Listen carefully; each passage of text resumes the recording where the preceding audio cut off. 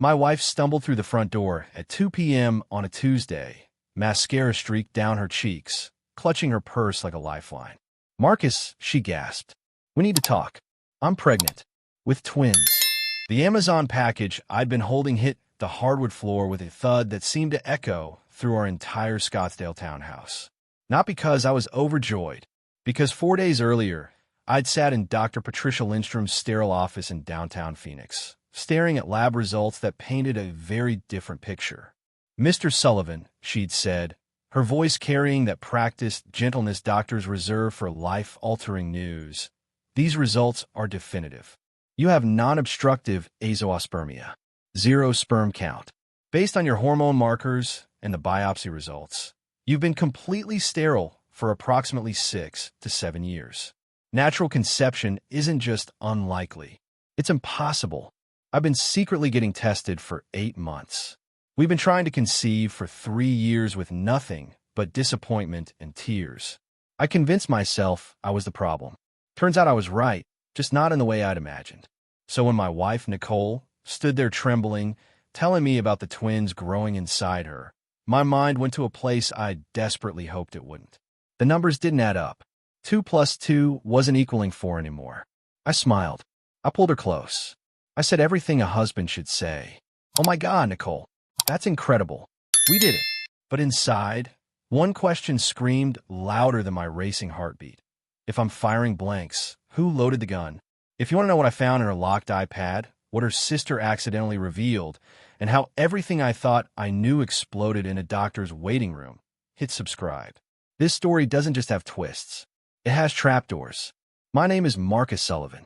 I'm 36 years old, and until recently, I was a financial analyst for a real estate investment firm in Scottsdale, Arizona.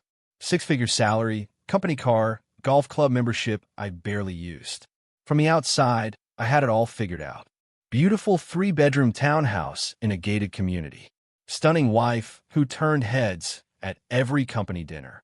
2 rescue dogs named Coltrane and Davis.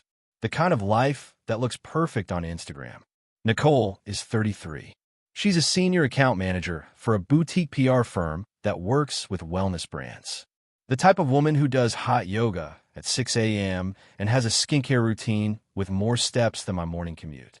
We met 8 years ago at a rooftop bar in Tempe during happy hour, got married after 18 months, bought the townhouse after 2 years, and for the last 3 years, we've been on what she called our baby journey. Journey. That's the sanitized word people use when they don't want to acknowledge the brutal reality. Failure. At first, trying was exciting. Spontaneous weekend mornings, romantic getaways to Sedona, the thrill of possibility. Then it became mechanical. Ovulation predictor kits lined up on the bathroom counter. Fertility apps that pinged me during client meetings with alerts like peak fertility detected. Intercourse recommended within 12 hours. Romance didn't just die. It was systematically dismantled. Nicole became obsessed. She'd lock herself in the bathroom when her period started, emerging red-eyed and hollow. She'd mute friends' pregnancy announcements on social media. She'd watch family vlogs on YouTube of people with multiple kids and cry in her green juice. "Everyone else makes it look so easy," she'd whisper, voice cracking. "What's wrong with us?" I never had an answer. I'd hold her and repeat the empty platitudes everyone does. It'll happen when it's meant to happen. We just need to stay positive. But after 3 years, positivity feels like gaslighting yourself, and doubt starts eating you alive from the inside. 9 months ago, I started suspecting I was the defective part in our equation. Nicole had been thoroughly tested. Her doctor said everything looked textbook perfect. Hormones balanced. Ovulation regular. Eggs abundant. That left one variable. Me. I didn't tell Nicole I was getting tested. I told myself I didn't want to add to her stress, but honestly, I was terrified of confirming what I suspected. That I was broken. That I was the reason her friends had baby showers while we had empty bedrooms. I found Dr. Patricia Lindstrom through a discreet Google search at 2 a.m. Her practice was in a medical complex 40 minutes away in Phoenix, far enough that I wouldn't risk running into anyone from our social circle. The first appointment was straightforward. Medical history, lifestyle questions, physical exam. We'll start with a basic semen analysis, Dr. Lindstrom said. It's the foundation for everything else. I nodded, trying not to feel like a science experiment. 10 days later, I was back in her office. She pulled up my results, her expression professionally neutral. Mr. Sullivan, your sperm count is severely low. We're talking less than 2 million per milliliter. Normal range starts at 15 million. My throat went dry, meaning natural conception is extremely unlikely. We're in the severe oligospermia range. Can it be fixed? She paused. There are interventions we can try. Hormone treatments, surgical options, lifestyle modifications. But I'd like to run comprehensive tests first. We need to understand the root cause. I walked out of that appointment feeling like someone had scooped out my insides. Over the next 6 months, I became a regular at that medical complex. Blood draws, ultrasounds, genetic panels, testicular biopsy that left me walking funny for a week. I overhauled my entire life, quit drinking, started taking supplements that made my urine neon yellow, switched to organic everything. Nicole noticed I was healthier. "Whatever you're doing, keep it up," she'd say, squeezing my bicep. "You look amazing." I never told her why. I convinced myself I'd wait for answers, for solutions, for something I could fix. But the answers kept getting worse. The final verdict came on a gray November morning. I sat in Dr. Lindstrom's office, same uncomfortable chair, same anxiety twisting my stomach. She didn't waste time. "Marcus, I'm going to be direct because you deserve clarity. Okay, you have non-obstructive azoospermia. Your body isn't producing sperm at all." The word azoospermia sounded like a death sentence. "How long?" I managed. She scrolled through my digital chart. "Based on your hormone levels, testicular markers, and genetic screening, I'd estimate 6 to 7 years minimum. Possibly longer. 6 to 7 years. We've been married for 6 years. Is there any possibility?"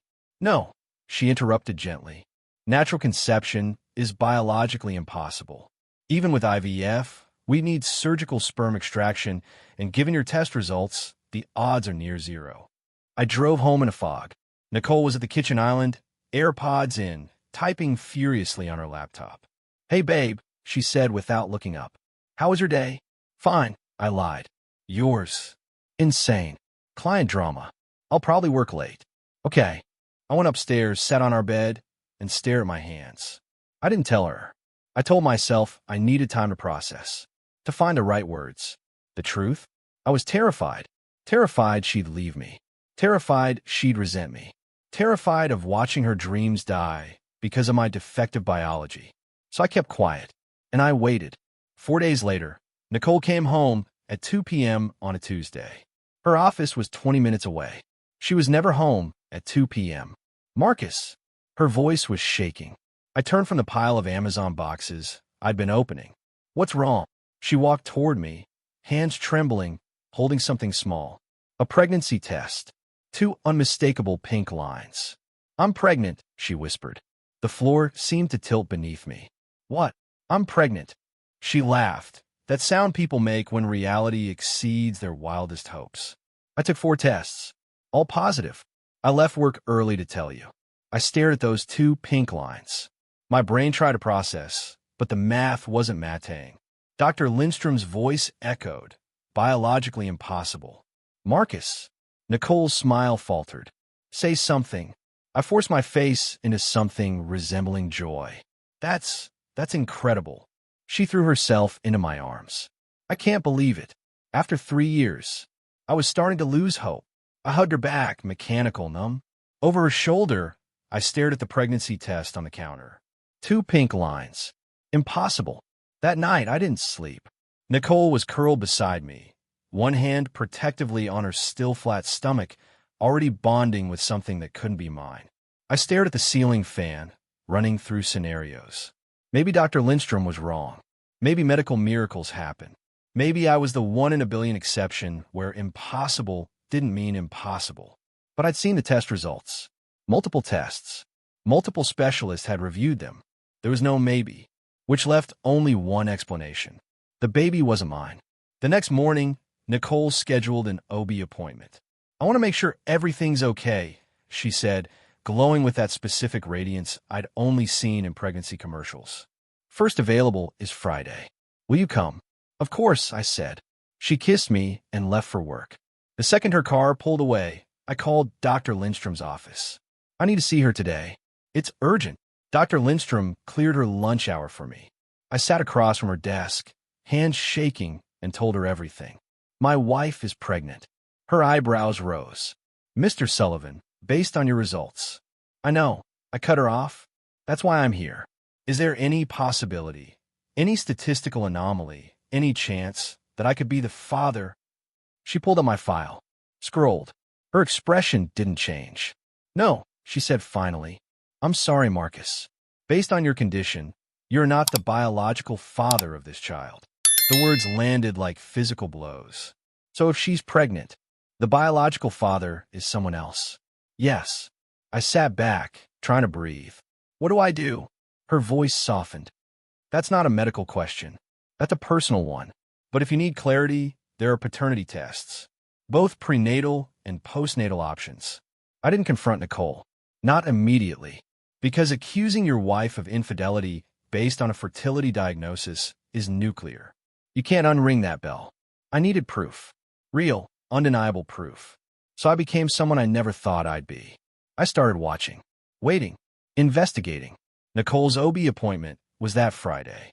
We sat in a waiting room full of glowing pregnant women and pastel pamphlets about prenatal vitamins. She was nervous, excited, squeezing my hand like I was her anchor. What if something's wrong? She whispered. Nothing's wrong, I said automatically. But I was thinking, what if something's exactly right? What if this confirms everything? They called her name. The ultrasound tech was bubbly, chatty. Let's see what we've got. The screen flickered to life. And there they were. Two tiny shapes. Two rapid heartbeats. Twins, the tech announced cheerfully. Congratulations. Nicole gasped. Tears streamed down her face. Twins? Oh my God. Yep. Looks like you're about 9 weeks along. 9 weeks. I did the mental math instantly. 9 weeks ago, I'd been in Dallas for a 5-day conference. Nicole had been home. Alone. I smiled, squeezed her hand, said all the right things. But inside, I was screaming. Because 9 weeks ago, I wasn't just out of town. I was sterile. And now she was pregnant. With twins. That night, Nicole fell asleep early, exhausted from the appointment. I waited until her breathing was deep and steady. Then I grabbed her iPad from the nightstand. She'd always been careless with passwords. Used the same 4 digits for everything. 0729. July 29th. Her birthday. I opened her messages. Scrolled past the usual suspects. Her mom. Her work team. Her yoga instructor. Then I saw a name that made my stomach drop. Ethan.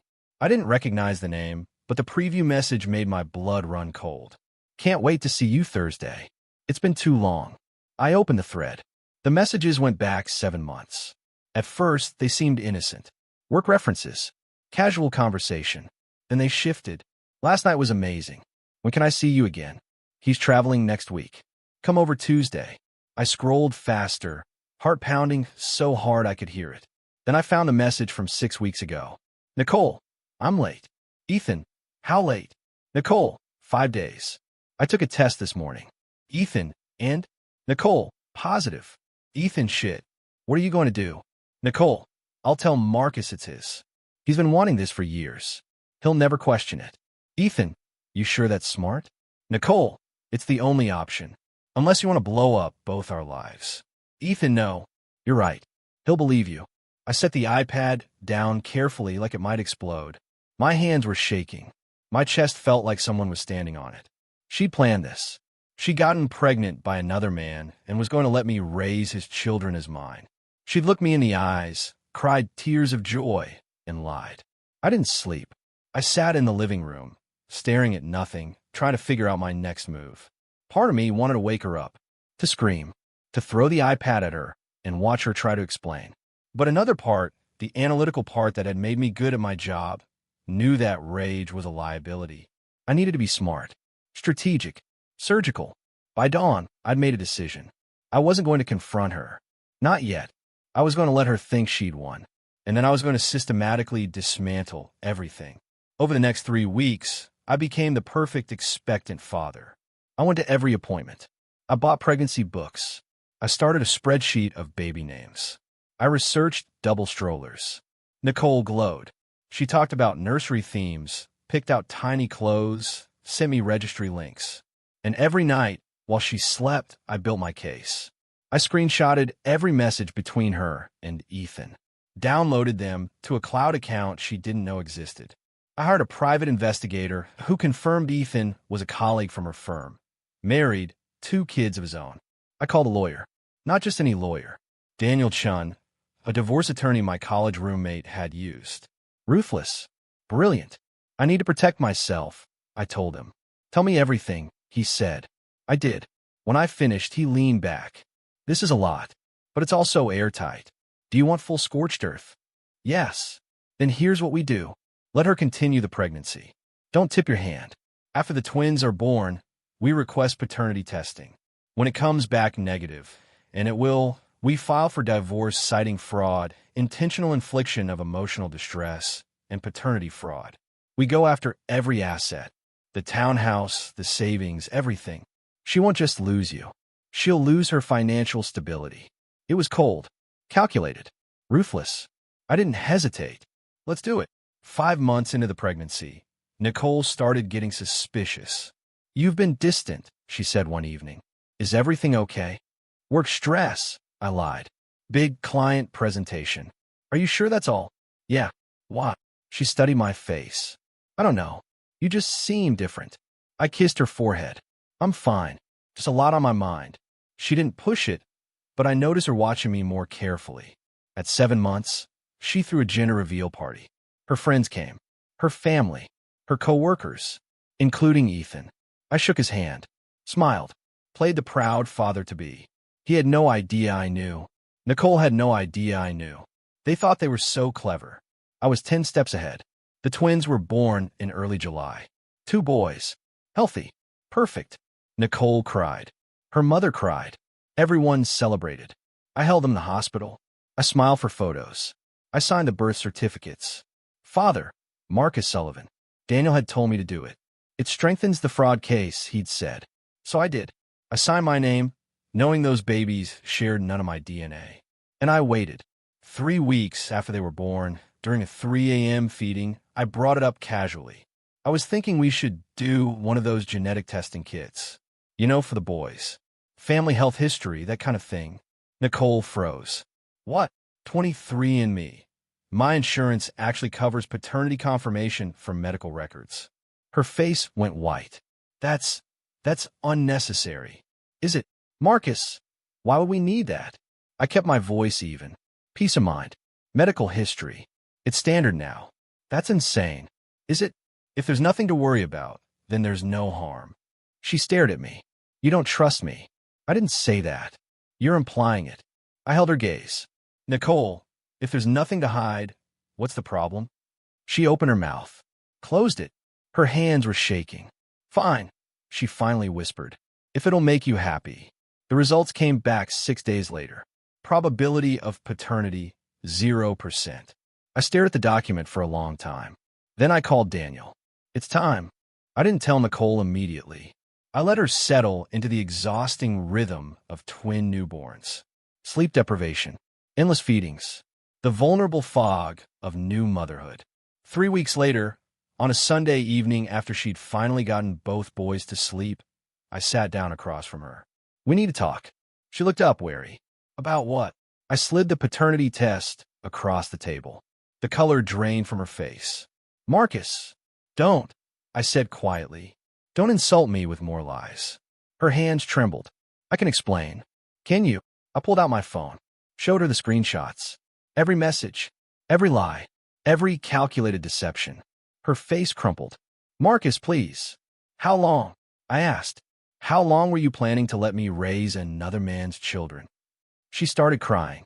I didn't mean for this to happen. But it did. And you lied. Every single day. You looked me in the eyes and lied. I was scared. Of what? The truth. Of losing you, she sobbed. Of losing everything. You already did. I filed for divorce the next morning. Fraud. Intentional infliction of emotional distress. Paternity fraud. Daniel made it airtight.